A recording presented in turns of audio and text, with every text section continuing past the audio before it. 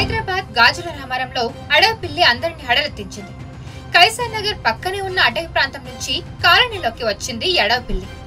దూరం నుంచి చూసి దీన్ని చిరుతపులి పిల్లగా భావించారు జనం. అర్ధరాత్రి నుంచి కాలనీ పక్కనే ఉన్న చెట్ల మధ్య చిక్కుకుపోయింది.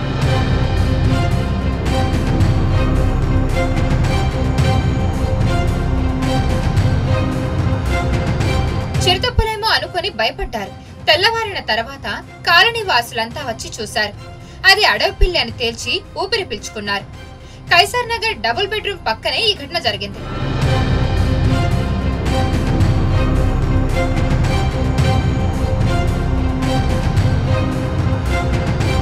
ఫారెస్ట్ అధికారులకు సమాచారం అందించారు.